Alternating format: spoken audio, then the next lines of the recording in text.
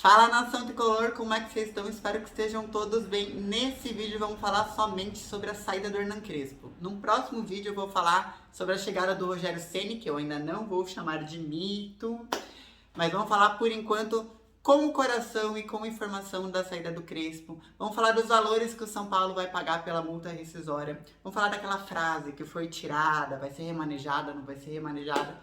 Vamos falar dos jogadores, do Benítez, do Rigoni. Houve um movimento para derrubar o Hernan Crespo, perdeu os vestiários. Vamos falar do Muricy, que aí ficou aquele boato, o Muricy fica, o Muricy vai, o que aconteceu nos bastidores. Vamos falar da diretoria de futebol que bancou o Hernan Crespo no dia 11 e demitiu o Hernan Crespo no dia 13. Vamos falar do aproveitamento total do nosso querido técnico que vai embora campeão paulista e nos tirou de uma fila de 9 anos. E vamos falar do aproveitamento dele no campeonato brasileiro também.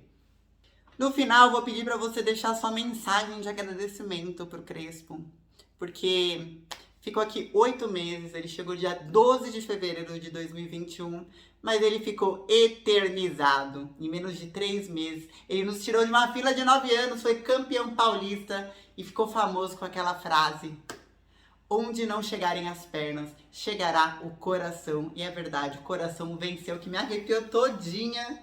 Só de lembrar, tá aqui ele beijando a taça, vai embora e fica na nossa história. Mas o principal que eu vou falar com o coração aqui é a saída, é a forma como a diretoria demitiu o Hernan Crespo. Meu nome é Laila Reis, eu estou à frente da equipe do SPFC.net. Bora falar de notícia.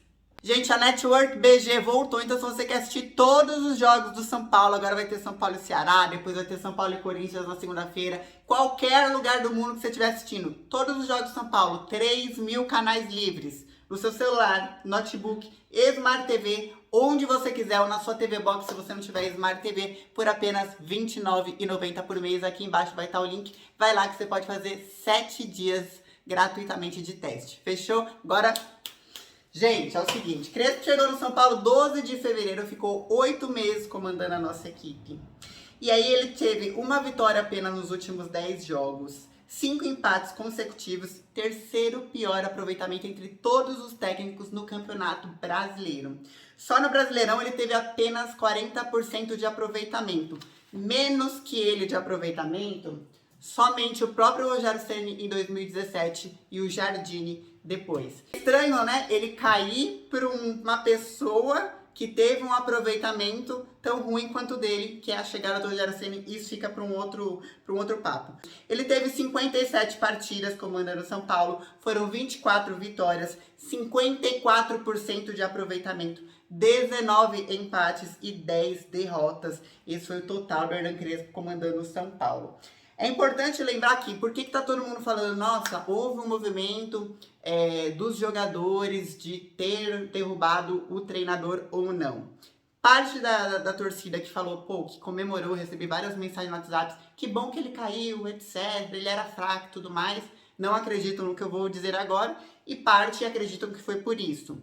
E aí depois vou dizer o que a diretoria diz sobre isso. Vamos lá.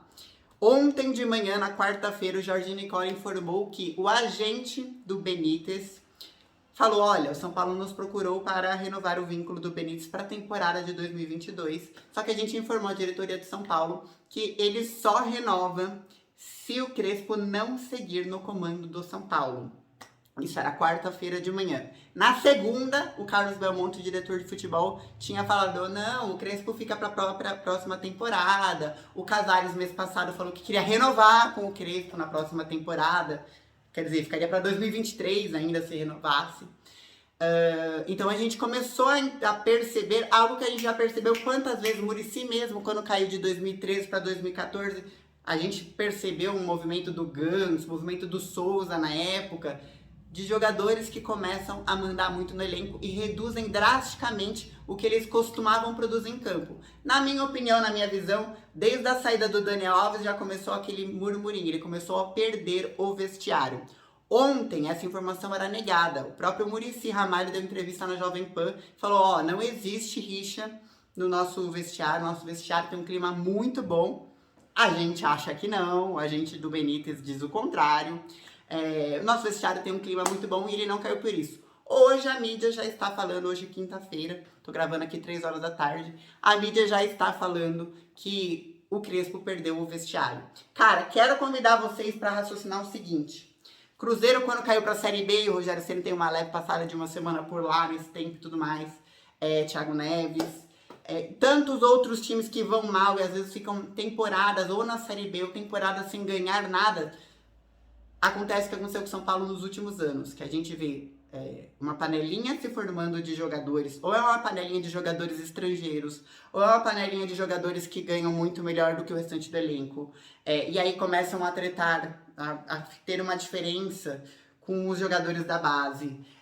Ou é uma panelinha de jogadores que de repente acontece, vai como o Fernando Diniz, no caso do Tietê, que brigou com o Luciano tirou de letra, o Tietê já ficou mais... São Paulo teve que negociar e depois de um tempo a gente viu entrevista dele falando sobre aquele caso do Perninha, etc. Perninha. Enfim, não tem como não ir lembrando do Perninha, né? Enfim, então o que acontece no São Paulo, o que aconteceu no São Paulo agora, na minha opinião, na minha visão, foi a mesma coisa. Quando a gente tem a diretoria do São Paulo, lá em janeiro, na decisão de que o Diniz não continuaria, entrevistando mais de 10 treinadores, fazendo uma verdadeira etapa de processos seletivos. Todos esses 10 treinadores passaram por mais de uma entrevista, reunindo um conjunto de características para esses treinadores se tornarem treinadores do São Paulo. A gente começa a entender, opa, mudamos a gestão, não é mais o Leco, agora a gente vai ter profissionalismo e o Muricy está à frente disso, o Muricy que foi tricampeão brasileiro, que perdeu o vestiário, foi bancado por diretoria, soube reter o vestiário, dava patada em jornalista falando, ô, você não tá fazendo fofoca demais com o meu elenco não? Você não quer falar de futebol em vez de ficar fazendo fofoca? Então a gente tinha esse cara como o propulsor do profissionalismo na gestão do futebol de São Paulo. Veio uma esperança de que o próximo treinador seria bancado na primeira oscilação que tivesse de movimentação dos jogadores tentando derrubar um treinador. E quando a gente vê o Belmonte, no dia 11, dando entrevista pública, bancando o Crespo, e ali pra mim foi o primeiro sinal de alerta. Falei, não é o Muricy que tá bancando, é um conselheiro. Conheço essa história. E, cara, quando a gente vê ele no dia 11, bancando, e no dia 13, às 4 da tarde, eles demitem o Crespo, e às 8 horas da noite, o Rogério Ceni já está no estádio do Morumbi, comandando um treino, e a frase do Crespo já está apagada no vestiário, ela vai ser remanejada, dane-se, veja assim o peso que isso é, a gente percebe aqui, número 1, São Paulo volta aos mesmos velhos hábitos, um amadorismo. O que me traz ainda mais essa cena é que é o seguinte, o Muricy ficou o dia inteiro com todos os jornalistas no Twitter, nas matérias, falando, olha, eu tive que ligar para um diretor de futebol para saber a informação que eu vou passar agora. Olha, o Muricy pode ser que saia, porque ele era o defensor do Crespo aqui, ele era o defensor do tipo, vão haver oscilações, vão haver momentos ruins de vestiário, a gente tem que bancar essa porra, a gente tem que mandar nisso aqui, a gente não pode deixar o negócio sair, perdeu as rédeas da situação. E o Crespo é muito bom. Então lá atrás, quando o Crespo chegou, o Crespo era a cara do São Paulo porque ele passou num conjunto de características. Não foi à toa que ele ganhou um Paulista em 3 meses. Não foi à toa. O cara é a cara do São Paulo. E desculpa, o cara honrou nossa camisa, o cara honrou nosso símbolo, o cara sabia quem era o Muricy Ramalho, o cara sabia quem era o São Paulo Futebol Clube. E a gente esperou quantos anos por um treinador que sabia quem nós éramos, que representasse a nossa grandeza. E Crespo, você vai embora, agora daqui a pouquinho eu continuo as informações, mas agora eu tenho que fazer aquela despedida e deixa aí embaixo nos comentários você também. Ô Crespo, você vai embora grandioso daqui, me dói muito a forma como foi feita. Porque se de repente a desculpa da diretoria para essa demissão, para essa troca repentina, é que ele estava com um aproveitamento muito abaixo do esperado no Brasileirão.